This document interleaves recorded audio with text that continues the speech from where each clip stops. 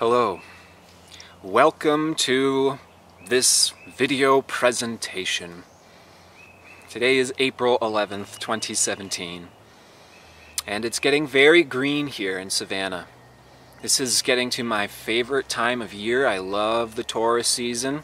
We'll be in that season in just about a week when the sun moves into Taurus on April 19th. Green's my favorite color. I love it. There's this life, there's this vibrance. I'm holding one of my favorite stones, Kambaba jasper. And the color green is associated with the planet Venus in astrology. And Venus is the main theme of April 2017. It's a very, very Venus-centric month. And so today, technically, we have a full moon in Libra. This video is coming out late. I apologize about that. I will explain some of why in a minute, but we just had Mercury turn retrograde a couple days ago in Taurus. Things are not at their most structured, preordained, predictable, going as expected, easy does it at this time at all. It's a very, very deep time. And in order to tap into this depth, we have to be somewhat flexible and forgiving and understanding where this depth is leading us, and this depth can lead us out of the structures, the plans, the preordained relationships, roles. All of these things are very much being reformatted, restructured, changing around at this time. And the big turnaround for Venus is approaching this weekend on April 15th, where she is stationing at 26 degrees and 55 minutes of Pisces, conjoined Chiron. So, again, I want to begin this video by thanking you for your patience, and also thanking you that I didn't receive any complaining emails about this video coming out late, which I humbly thank you for, because it makes doing this work so much easier when people aren't complaining about it. The way I do these videos is not so much structured and you're going to get this on a particular day, and I get emails a lot saying, you know, can you make it this way so that way we can be prepared, and can you list off every single day, can you go through the aspects bit by bit and explain bit by bit which each and every technical aspect of the astrology is, and perhaps this is something I can do in the future, but my answer is no. This is not how I do these videos. This is not the intention of these videos. This is not what astrology even means to me. The dates and the aspects and the technical reflections and, you know, these things are important. They reflect back to us what the real astrology is, which is our life. It's our experience. It's what we're feeling. And in my personal opinion, real astrologers are those who are tapped into astrology being a reflection of their life, their experience, their feelings. It's not just Libra equals these words, Jupiter equals these words plus these words equals these words. That's not what real astrology is, in my opinion. And so, what we're trying to get into is a deeper essence of what's going on, which is not merely contained in a particular period of time. Yes, we mention general dates to be aware of in these videos, but it's not limited to these dates. And I also try to make the messages applicable to life irrelevant of what time we're going through, and yet make it relevant to the time we're going through. So hopefully it does make things a little bit more, you know, easy to be aware of the underlying themes. That way we don't blame ourselves for going crazy, or you know, we're the only one experiencing these things. The beauty of astrology is the understanding that we are one with nature, we are one with life, and we are all individual reflections of our connectivity to the whole. And so, this would be the video to be coming out late, because we do have Mercury just turned retrograde at 4 degrees 51 minutes of Taurus on April 9th, a couple days ago on Sunday. We've obviously had Venus retrograde this entire month. She's stationing this weekend. We have Pluto stationing retrograde Thursday, April 20th. We have Jupiter already retrograde, which is conjoined the full moon in Libra today. Okay, so this full moon in Libra, for example, is not just Libra plus Jupiter equals this full moon. Libra is the sign of relationships. It is the sign of reflection, seeing the other side. It is groups, it's socializing, it's collaboration. Libra is where we learn to function in a balanced, harmonious way with others. And this full moon with Jupiter, of course, all of these themes are being illuminated. And there is this opportunity, particularly joined with Jupiter, which is the planet of the words, our expansion and growth, opportunity. Well, there is a lot of opportunity to be connecting with new groups, to be expanding our social circles, to be expanding how we relate to others is the main theme. And so these are main themes.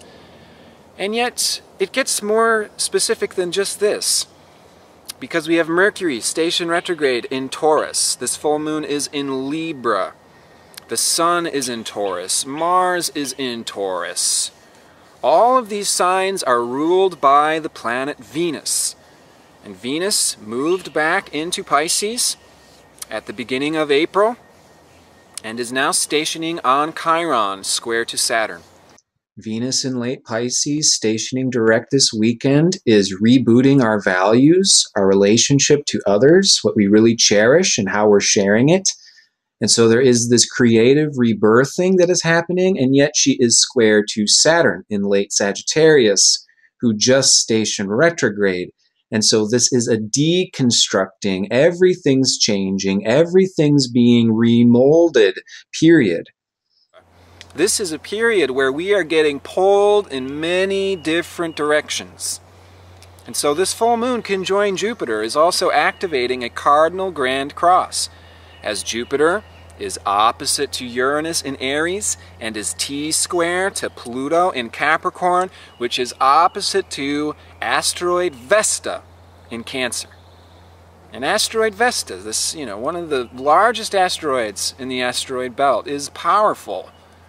She is our devotion. She is our focus. She is our committance. In many cases, she is our work. And being in the sign of Cancer, she particularly has to do with devotion to the family. In that type of close-knitted, emotionally secure way, where we can relax, where we can unwind, where we can release the inner feelings which we have to typically contain within ourselves when we're doing our external worldly obligations, etc. The theme, again, that we're trying to sort of ease our way into in this video is that there is a lot of fragmentation in our world. There is not a lot of permittance for the flexibility, the patience, the slowing down that is really the best possible recommendation that I can give to all of you today. We need to be forgiving, we need to be flexible, we need to slow down, we have to tap into our hearts. We have to find the divine feminine, is what we're going to talk about. As this Venus stationing on Chiron is so much to do with the healing of the divine feminine, and it's sad. It's sad how much healing the divine feminine desperately needs at this time. And we're unwinding these layers, like layers off of the onion, getting deeper and deeper and deeper to these core root issues that are the very foundation as to why we suffer so much on this planet at this time. And with the full moon in Libra, it's not a blame game. The full moon in Libra is illuminating the fact that there are two sides to any coin. The grass is always greener on the other side. There's always more to the other story. This is no longer a story of just victims and perpetrators, the way it oftentimes gets turned into in our world, our society, our culture, even our new age. where men are perpetrators, women are suppressed. There is truth to it. We're coming out of thousands of years of patriarchal age, but man and woman is not what makes divine feminine and divine masculine. And we have to stop saying, oh, you're a man, you represent the divine masculine, oh, you're a woman, you represent the divine feminine. Again, there is some truth to this. Our physiological differences is going to make us more easily, somewhat, tapped into the one essence or the other, because our biological nature allows us to carry out somewhat different functions. Men do not give birth to children, so on and so forth. The hunter-gatherer dynamic, so on and so forth. But this is not divine femininity. This is not divine masculinity. So what is the divine feminine? How has the divine feminine become wounded? And how has this personally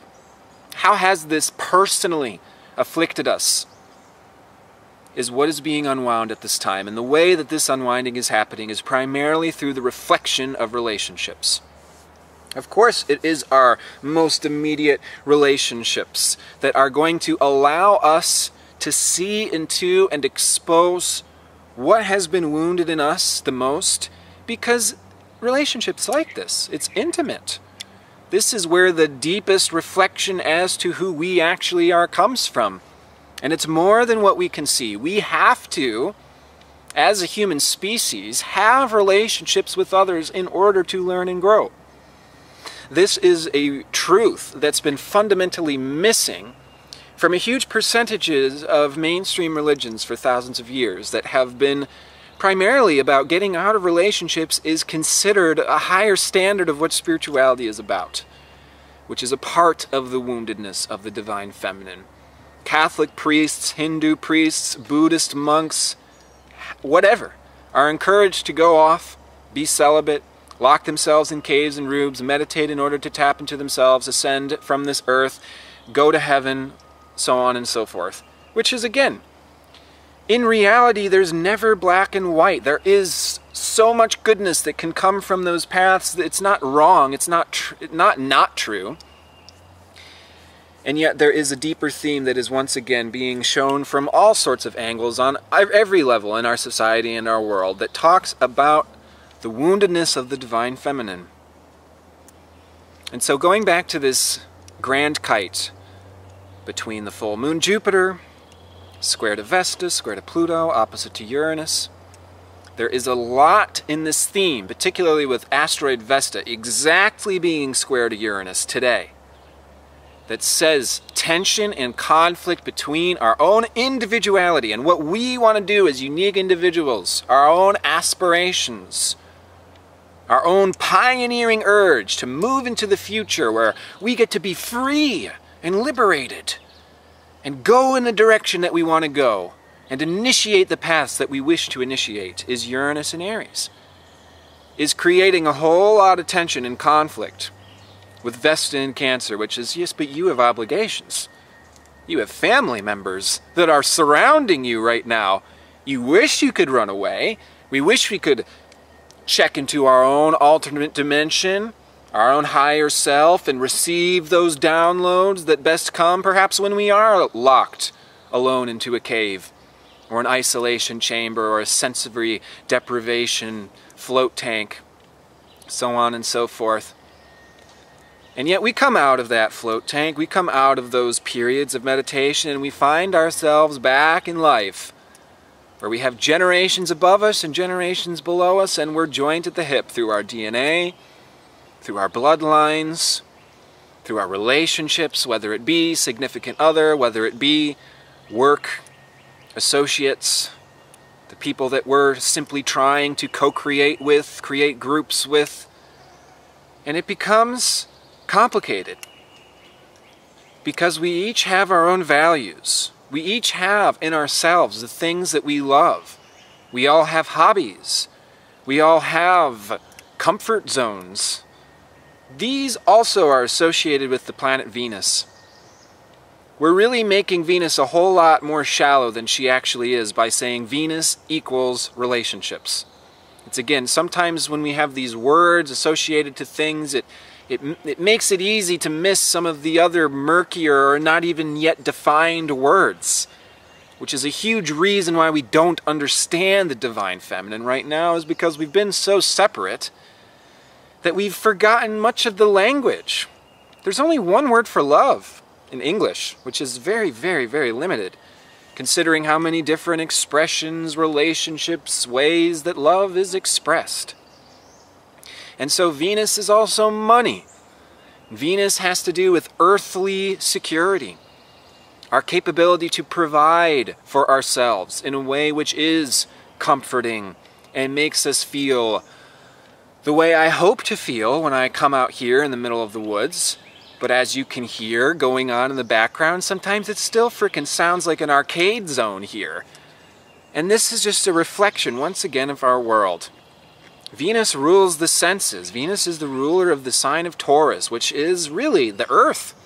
Venus is very, very connected to this earth. She is the ruler of this earth.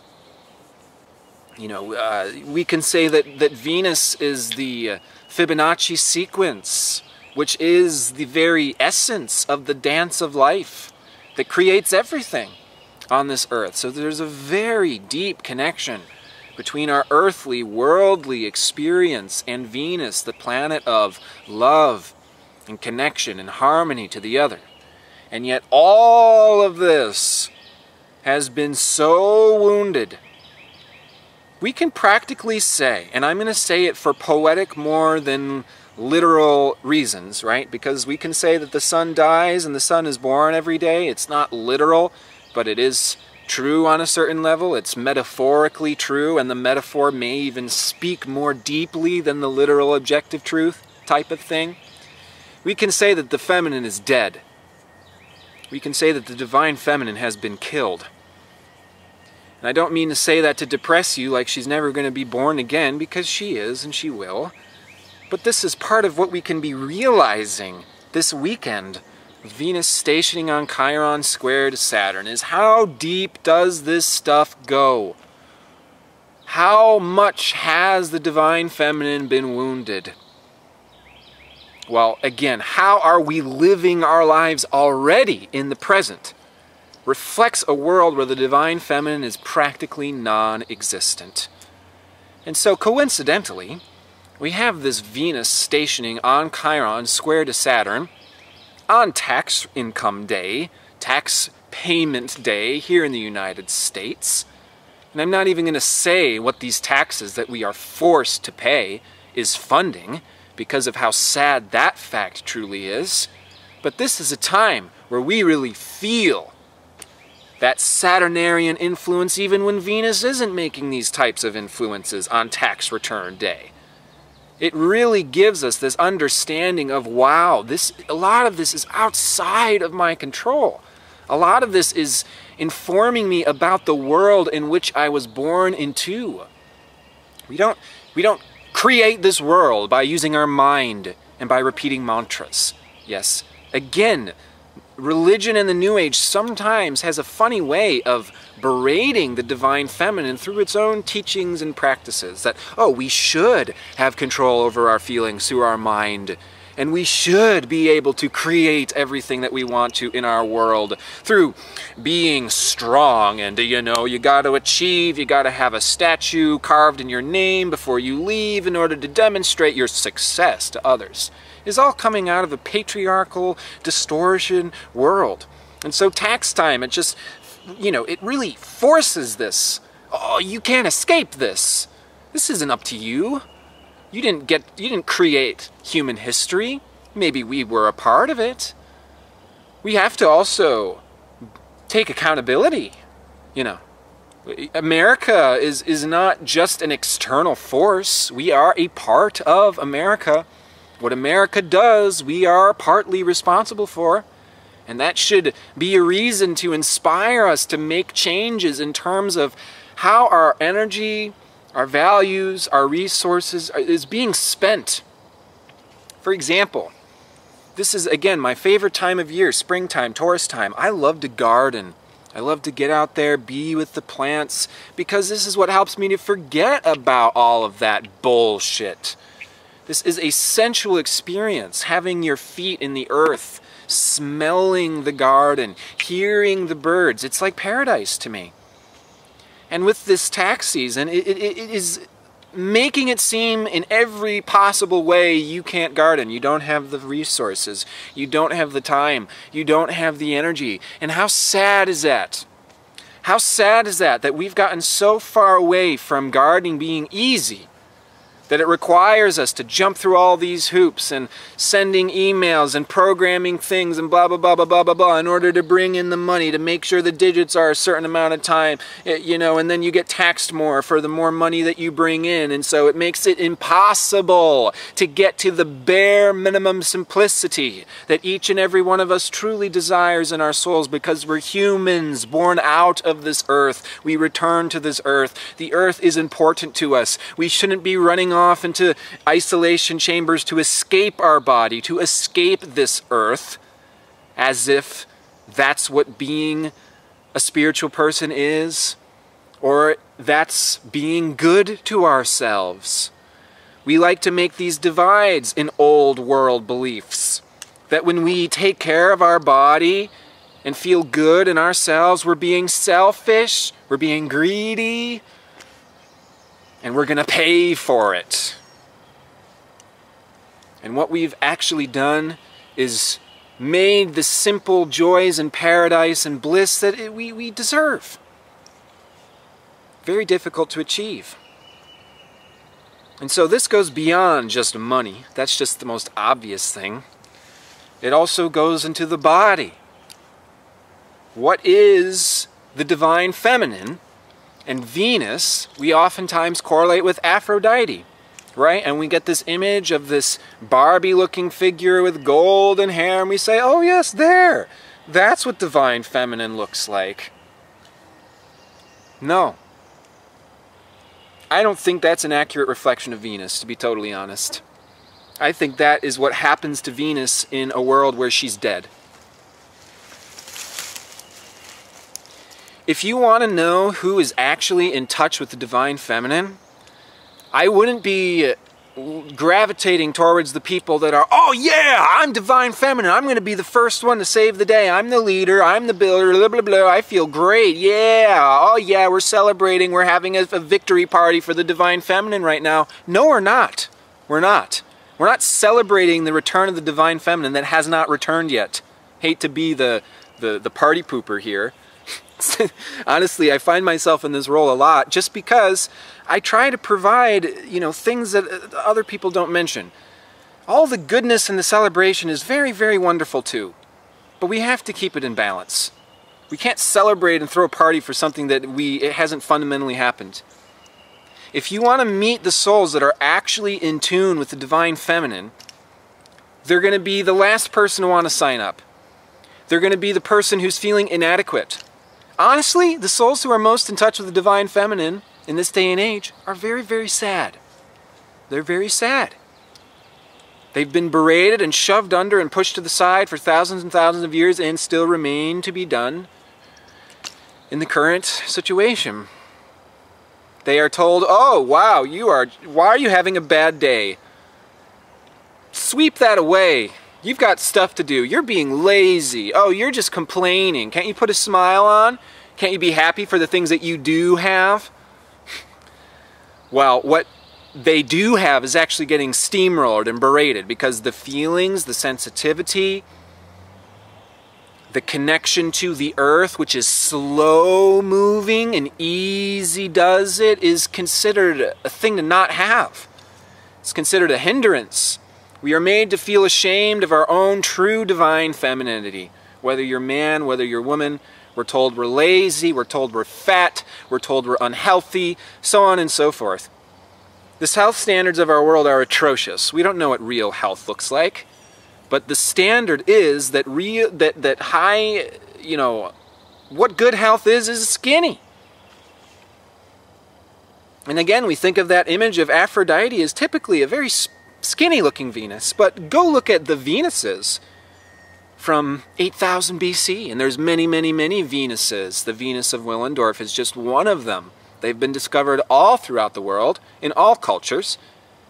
And they are the few remnants of the matriarchal age, which did exist before there was ever war on this planet. Before there were divisions between human beings. Before relationship was as difficult as it is in our current situation, with nuclear families, with expectations and obligations, with preordained roles as what the man does, what the woman does, what the parent does, what the child does. None of these things existed in the matriarchal time. So many of us have, as the theory goes. Can we even imagine a world where war is not happening? Where there's not divides between nations, etc.? In the matriarchal time, the idea was that humanity was a tribe. Women were regarded as gods because they produced children. And because we lived tribally and communally, everybody just contributed what they did back to the tribe, and it wasn't difficult to survive. Nobody got cast out. This family-orientedness is something that we all yearn for.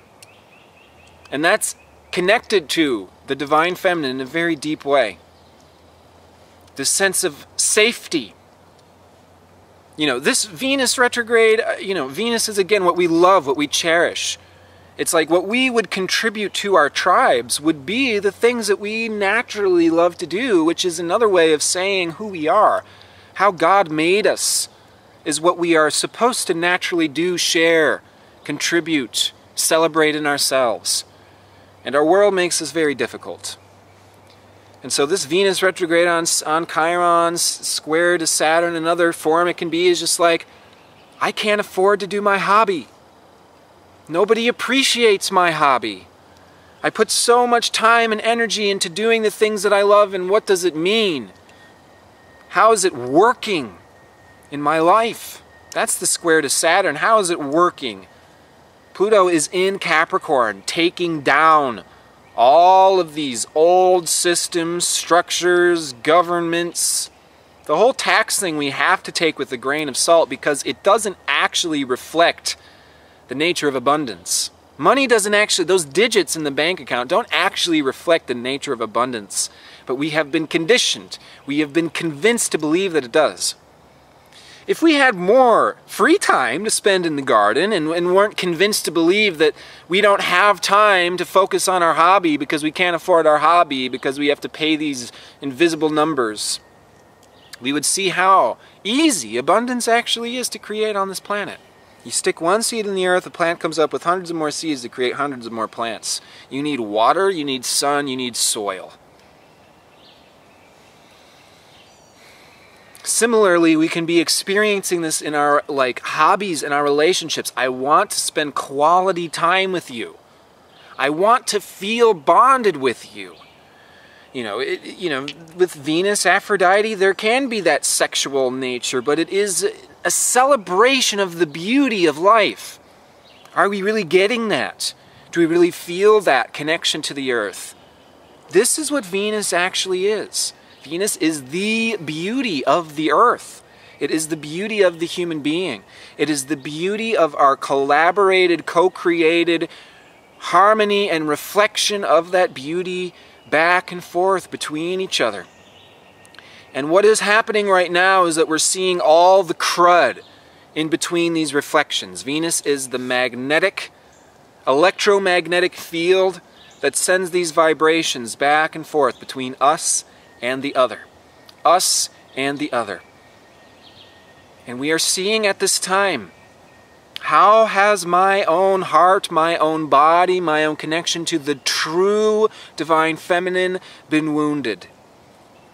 So that way we can, like onions, one layer after the next, after the next, after the next, get to the heart of why we suffer. It's not just a light, easy, does it, skip to my loo type of weekend, folks. And if we can acknowledge how powerful this healing period can be for us, think about it this way. If we don't get to the root of why we suffer, we will continue to suffer. This is deeper than the coping mechanisms. This is another thing that I see way too often in the health, spiritual fields by so-called professionals. Oh, you have an anger problem. Oh, you have an eating disorder. Oh, you have a substance abuse problem. How are we going to tackle that eating disorder? How are we going to tackle that substance abuse problem? How are we going to tackle that anger that is such a problem? And man, you really need some anger management. You got problems. I wish that we could cure that problem. These are surface level symptoms of problems that go much deeper. All of them. The eating disorder, the substance abuse. We can't keep bringing it back to ourselves and subtly beating ourselves, cat and nine-tailing ourselves, saying, oh, look at me, screwing up yet another day. By doing the things that are at the root of why everything else is wrong in my life, which is either eating food or using substances or reacting. What's underneath all of that? You're not angry for no good reason. You're not eating food for no good reason. You're not escaping into computer land, into substances, into relationships. People use relationships as escape all the time. I go hang out with my friends, I go to the bar, is escapism. But what's underneath all of that? What is this anxiety? What is this physical pain? What is this inner torture? What is this inner suffering? Go there, get to it, sit with it. See what is actually at the root of our issues.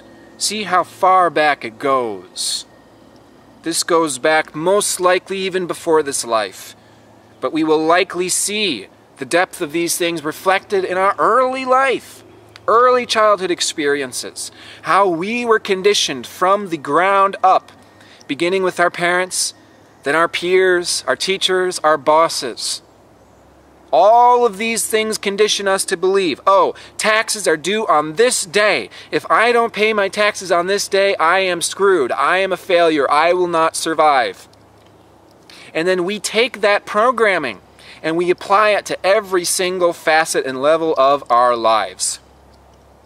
Well, I signed up to get acupuncture on this day. Mercury retrograde's happening. Now I'm not going to get acupuncture on the day that I signed up for. I'm screwed. Or maybe there is a flow, there is a movement, there is more going on beneath the surface that we're not even aware of because we are never given the opportunity to slow down. Again, the best recommendation I could possibly give to you right now is slow down.